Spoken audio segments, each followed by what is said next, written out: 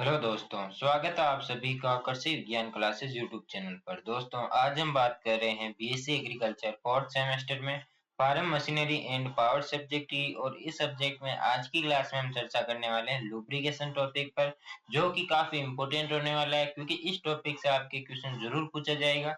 इस टॉपिक को हिंदी में हम कहते हैं घर्षण क्या होता है। इसके बारे में हम क्लास में पढ़ने वाले हैं कि जो घर्षण होता है उसकी आवश्यकता क्या है, उसके काम क्या होता है और इसके टाइप हम क्या होते हैं, वो भी हम आज की क्लास में देखने वाले हैं।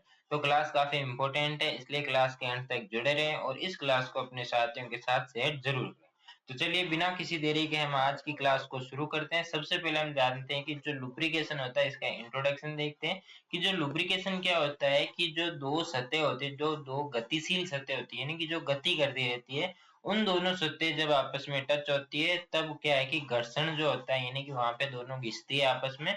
तो वहां पे जो होने वाला जो घर्षण होता है उसको कम करने के लिए जिस हम लुब्रिकेंट का उपयोग करते हैं, जिस स्नेहक का हम उपयोग करते हैं, उसे हम क्या कहते हैं, लुब्रिकेशन कहते हैं। जिसमें मशीनों, इंजनों, कृषि यंत्रों के सुचारू संचालन के लिए जो है लुब्रिकेशन जो होता है वो आवश्यक होता है। जब दो धातु सतह आपस में संपर्क करती है तो घर्षण उत्पन्न होता है, यानी कि कोई भी ऐसी दो धातु की सतह जो होती है वो आपस में संपर्क करती है, आपस में टच होती है, वो गतिशील धातु होनी चाहिए, तो वो क्या करती है कि घर्षण उत्पन्न करती है। घर्षण के कारण क्या होता है कि एक तो गर्मी उत्पन्न होती है, एक क्या है कि घिसाव होता है और ऊर्जा की भी हानि होती है। यानी कि आपने देखा होगा कि कोई भी ऐसी दो सतह होती है जो गतिशील हो, और जब वो आपस में दोनों टच होती है और गतिशील होती है तो वहां पे क्या है कि वो गर्म हो जाती है थोड़ी देर में, और वहां पे घिसाव होता है, यानी वो घिसती भी है और ऊर्जा की हानि भी वहां पे होती है।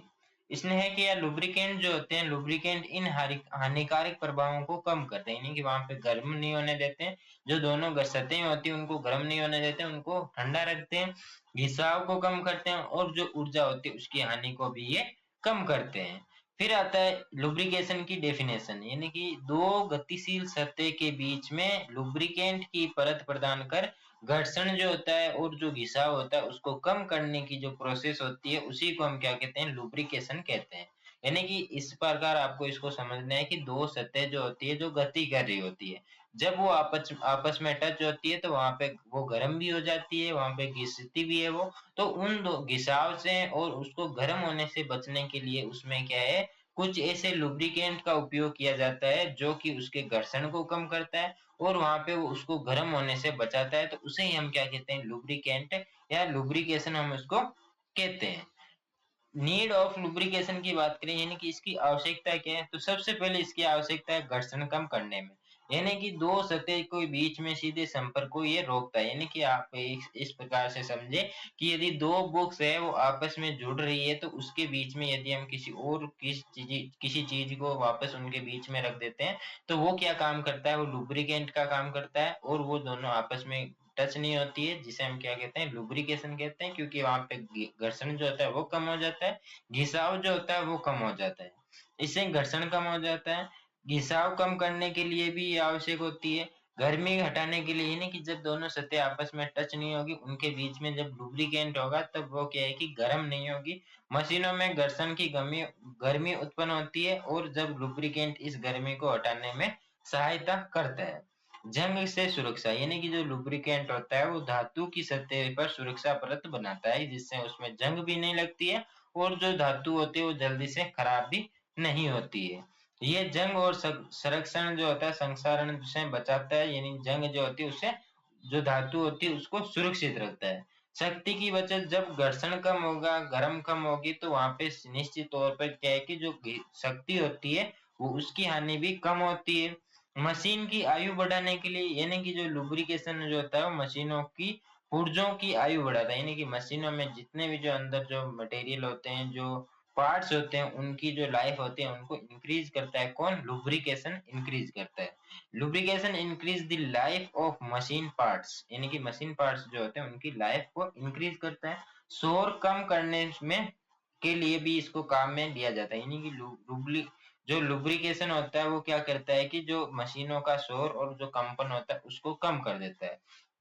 यानी कि इस तरीके इसके से समझें कि दो पत्थर होते हैं, उनको यदि आप आपस में घिसते हैं तो वहां पे क्या है कि जो गर्म होता है, घर्षण हो जाता है, तो थोड़ी देर में वो दोनों गर्म हो जाते हैं वो घिस भी जाते हैं, और उसमें शोर भी आती है। लेकिन उसी जगह यदि हम उसमें कुछ मान लो कि कुछ चिकना पदार्थ या गिरीस जो होता है वो रख दें, या उसमें कुछ और भी बीच में कोई और अन्य जो लुब्रिकेशन होता है, लुब्रिकेंट जो होता है, उसको यदि हम यूज करते हैं तो वो गर्म भी नहीं होते हैं, वो घिसते भी नहीं है और वो शोर भी नहीं करते हैं। तो ये इसकी आवश्यकता होती है जो मशीनों में काम में लिया जाता है। फिर हम बात करते हैं ऑब्जेक्टिव ऑफ लुब्रिकेशन, यानी कि इसके उद्देश्य क्या है। तो सबसे पहला इसका उद्देश्य है घर्षण को कम करना, घिसाव को कम करना, गर्मी को हटाना, जंग रोकना, शक्ति की बचत करना और मशीन की कार्य क्षमता को भी बढ़ाना इसके उद्देश्य होते हैं। यानी कि जो इसकी आवश्यकताएं होती है उसी से मिलते जुलते इसके ऑब्जेक्टिव होते हैं। तो जो हमने पीछे देखा था वही आपको यहाँ पे लिख के आना है। यदि आपके ऑब्जेक्टिव का क्वेश्चन आता है, तो यदि बड़ा क्वेश्चन आता है तो इसमें जो पॉइंट है इसके अंदर भी आपको लिख के आना है, और यदि छोटा क्वेश्चन आता है तो आपको केवल पॉइंट के नाम नाम आपको लिख के आने हैं। मशीनों की आयु को बढ़ाना, शोर और कंपन जो होता है उसको भी कम किया जाता है। फिर हम बात करते हैं लुब्रिकेशन के टाइप, यानी टाइप्स ऑफ लुब्रिकेशन की यदि हम बात करें, जिसमें सबसे पहले आता है द्रव्य परत स्नेहन या द्रव्य परत लुब्रिकेशन जो होता है। इसमें क्या होता है कि पूरी परत दोनों सतहों से अलग रहती है, यानी कि जो स्नेह की जो परत होती है, जो लुब्रिकेशन की जो परत होती है, फिल्म जो होती है, वो दोनों सतह से अलग होती है। इसमें क्या होता है कि इसके लाभ क्या आते हैं कि घर्षण जो होता है वो बहुत कम हो जाता है, घिसाव नगण्य होता है, और दूसरी जो आती है वो आती है सीमा लुब्रिकेशन, यानी बाउंड्री लुब्रिकेशन जिसको हम कहते हैं। जब लुब्रिकेंट जो होता है कि पतली परत मौजूद होती है तो उसे हम क्या कहते हैं, बाउंड्री लुब्रिकेशन हम इसको कहते हैं। यानी कि इसमें जो पहले वाला जो था उसमें तो दोनों की सीमाएं जो थी वो आपस में टच भी नहीं हो रही थी लुब्रिकेंट के, लेकिन इसमें क्या है कि जो लुब्रिकेंट होता है उसकी एक पतली परत मौजूद होती है, ये कम गति और अधिक भार में होता है। फिर आपके आता है कि अत्यधिक दाब लुब्रिकेशन, यानी कि इसमें क्या होता है कि अधिक भार और उच्च तापमान पर उपयोग किया जाता है। इसमें विशेष ईपी एडिटिव्स मिलाए जाते हैं, यानी कि इसमें कुछ ऐसे जो महत्वपूर्ण पदार्थ मिलाए जाते हैं या जो इसकी जो घर्षण होते हैं उसको कम करते हैं। इसमें आता है ग्रीस, यानी कि नेक्स्ट हमारा जो टॉपिक आता है ग्रीस आता है। कि ग्रीस क्या होता है, इसकी डेफिनेशन यदि आपसे पूछा जाए, छोटा क्वेश्चन यदि आपसे पूछा जाए कि ग्रीस क्या है, तो उसमें आपको लिखना है कि ग्रीस एक अर्ध ठोस लुब्रिकेंट होता है। यानी कि ये अर्ध ठोस का मतलब होता है ना पूरा ठोस होता है ना पूरा द्रव होता है, यानी कि ये बीच का होता है, थोड़ा बहुत ठोस भी होता है और थोड़ा बहुत ये द्रव भी होता है।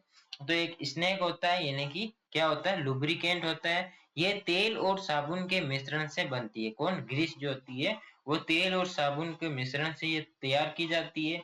अब हम बात करते हैं ग्रीस की संरचना, यानी कि इसकी जो संरचना होती है वो किस किस से ये मिलकर बना होता है। जिसमें सबसे पहले आता है बेस ऑयल, जो कि 80 से 95% होता है, जो मुख्य लुब्रिकेंट का काम करता है। यानी कि जो ग्रीस होता है उसमें सबसे ज्यादा क्या होता है, बेस ऑयल होता है, लगभग 80 से 95%। और ये क्या करता है कि मेन जो लुब्रिकेंट होता है उसका काम ये करता है। फिर आता है सोप, यानी कि ये ग्रीस को गाढ़ापन देता है, यानी कि थिकनर जो होता है, सोप जैसे हम साबुन कहते हैं, ये क्या करता है कि ग्रीस को गाढ़ापन देता है। और फिर आता है एडिटिव्स, ये क्या करता है कि जो ग्रीस के गुणों में सुधार करता है। अब हम बात करते हैं ग्रीस के एडवांटेज की, यानी कि एडवांटेज ऑफ ग्रीस की यदि हम बात करें तो ये बार बार लगाने की आवश्यकता नहीं होती है, सीलिंग का कार्य करता है, पानी से आसानी से नहीं बहता, यानी कि जो ग्रीस होता है उस पर यदि पानी भी लग जाए तो वो पानी के साथ घुलकर नहीं जाता है। बार बार हमें ग्रीस कहीं पे भी लगाने की आवश्यकता नहीं होती है। ऊर्ध्वाधर सतहों पर भी ये चिपकी रह सकते हैं, यानी कि यदि कोई खड़ी जगह जैसे कि ऐसी जगह है तो उसमें तो आसानी से लग जाता है, लेकिन यदि ऊर्ध्वाधर जो कोई सतह होती है उस पर भी ये आसानी से लग सकता है, आसानी से वहां पे चिपक सकता है। फिर आती है साबुन। साबुन क्या होती है कि वसा या तेल, यानी कि जो तेल और जो सार की जो प्रतिक्रिया होती है उससे प्राप्त जो पदार्थ होता है उसी को हम कहते हैं सौंफ या साबुन, हम इसको कहते हैं। फिर आता है सेपोनिफिकेशन, ये क्या होता है कि वसा की सार के साथ रासायनिक प्रतिक्रिया जो होती है, दोनों की डेफिनेशन आपको याद रखनी है कि तेल तथा सार की प्रतिक्रिया, उससे उससे जो पदार्थ मिलता है वो तो होता है साबुन, और तेल व सार की जो रासायनिक प्रतिक्रिया होती है उसको हम कहते हैं सेपोनिफिकेशन, हम इसको कहते हैं। ये आपके यहाँ पे साबुन की कुछ रिएक्शन है जो आपसे पूछी जा सकती है कि वसा या तेल जो होती है उसकी क्रिया होती है सार तत्व जो होते हैं उनसे, और फिर जो नया पदार्थ बनता है वो साबुन और ग्लिसरॉल जो होता है वो बनता है। तो ये रिएक्शन आपको याद होनी चाहिए, ये आपसे पूछी जा सकती है कि जो साबुन होती है वो किस किसी की क्रिया से बनती है, या ये आपको देकर ये सामने वाला ये पूछा जा सकता है। फिर हम बात करते हैं types of grease based on soap, यानी कि साबुन के आधार पर जो ग्रीस के प्रकार होते हैं उनकी हम बात करें, जिसमें सबसे पहला आता है कैल्शियम ग्रीस। इसे हम कप ग्रीस भी कहते हैं। जल प्रतिरोधी ये होता है, ताप सहन करने की क्षमता इसमें कम होती है, यानी कि कप ग्रीस जो होता है ये कप में आता है। और कैल्शियम ग्रीस हम इसको यानी कि कैल्शियम ग्रीस जो होता है उसको हम कप ग्रीस भी कहते हैं, और इसकी ताप सहन करने की जो क्षमता होती है वो काफी कम होती है। फिर आता है सोडियम ग्रीस, जिसे हम सोडा ग्रीस कहते हैं, और इसके तापमान पर अच्छी होती है, उच्च तापमान पर ये अच्छी होती है। पानी में ये घुल सकती है, यानी कि लेकिन इसकी एक समस्या है कि जो सोडियम ग्रीस होती है वो पानी के साथ भी ये घुल सकती है। लिथियम ग्रीस जो होती है वो सबसे अधिक उपयोग किए जाने वाली ग्रीस है, जो जल और ताप दोनों के प्रति प्रतिरोधी होती है, यानी सबसे बेस्ट जो होती है वो लिथियम ग्रीस होती है। इसके बाद आता है एल्यूमिनियम ग्रीस, जो अच्छी चिपकने की क्षमता रखती है, जल प्रतिरोधी भी ये होती है। फिर आता है बेरियम ग्रीस, जो कि भारी भार वाली कार्यों में उपयोग होती है, उत्कृष्ट सुरक्षा प्रदान ये करती है। तो ये हो गया आपके साबुन के आधार पर ग्रीस के प्रकार। फिर आपके आता है अच्छे लुब्रिकेंट, यानी कि जो अच्छा स्नेहक होता है उसकी क्या विशेषताएं होती है, उसमें क्या गुण होते हैं। तो सबसे पहला आता है उचित विस्कोसिटी इसमें होनी चाहिए, यानी कि स्नेहक जो होता है, लुब्रिकेंट जो होता है वो चिपचिपाहट उचित होनी चाहिए, यानी कि वो चिपचिपा होना चाहिए, उसमें जो चिकनाई होनी चाहिए। हाई विस्कोसिटी इंडेक्स, यानी कि तापमान बदलने पर विस्कोसिटी जो होती है वो कम परिवर्तन होना चाहिए। जब तापमान में परिवर्तन हो रहा हो, जब तापमान बदल रहा हो, जब यानी कि तापमान बढ़ रहा हो या घट रहा हो, तब उसकी जो विस्कोसिटी जो होती है वो कम परिवर्तन। हाई फ्लैश पॉइंट जो होता है, यानी कि फ्लैश पॉइंट क्या होता है कि अधिक होना चाहिए इनका। लो पावर पॉइंट क्या होता है, कम तापमान पर बहने योग्य होना चाहिए। फिर आता है ऑक्सीडेशन रेसिस्टेंस, यानी कि ऑक्सीकरण का प्रतिरोध करना चाहिए। कोरोजियन रेसिस्टेंस, यानी जंग से सुरक्षा देनी चाहिए। थर्मल स्टेबिलिटी, यानी कि उच्च तापमान पर भी ये स्थिर होना चाहिए। तो ये कुछ यहाँ पे थे ग्रीस के प्रकार, या सॉरी ग्रीस के गुण, यानी कि एक अच्छे जो लुब्रिकेंट होता है उसके गुण यहाँ पे दिए गए हैं। फिर इसके बाद आते हैं लुब्रिकेशन सिस्टम। लुब्रिकेशन सिस्टम की आपको डेफिनेशन पूछी जा सकती है, इसके कार्य पूछे जा सकते हैं। तो सबसे पहले हम इसकी डेफिनेशन देखते हैं कि जो इंजन होता है उसके विभिन्न भागों तक के जो लुब्रिकेंट जो होता है उनको पहुंचाने की जो व्यवस्था होती है, यानी कि जितने भी जो स्नेक होते हैं, लुब्रिकेंट जो होते हैं, उनको इंजन के विभिन्न भागों तक पहुंचाने की जो प्रक्रिया होती है, जो व्यवस्था होती है, उसी को हम क्या कहते हैं, लुब्रिकेशन सिस्टम हम इसको कहते हैं। फंक्शन की यदि हम बात करें इसके कार्य की, तो एक तो ये घर्षण को कम करता है, घिसाव को कम करता है, गर्मी को ये हटाता है, सफाई करता है, और जंग से ये सुरक्षा करता है। अब हम बात करते हैं जो लुब्रिकेशन सिस्टम होता है इसके मुख्य घटक, यानी कि कौन कौन से जो भाग या मिलकर जो लुब्रिकेंट होता है उसको इंजन के सभी भागों तक पहुंचाने का काम करते हैं। जिसमें सबसे पहले आता है ऑयल संप, यानी ऑयल संप का काम क्या रहता है, तेल संग्रह करने का पात्र होता है। ऑयल पंप जो होता है वो तेल को दबाव में से भेजता है। ऑयल फिल्टर जो होता है उसकी अशुद्धियों को हटाता है, किसकी, ऑयल की। ऑयल गिलेरी जो होती है वो तेल पहुंचाने वाली एक नलिका होती है।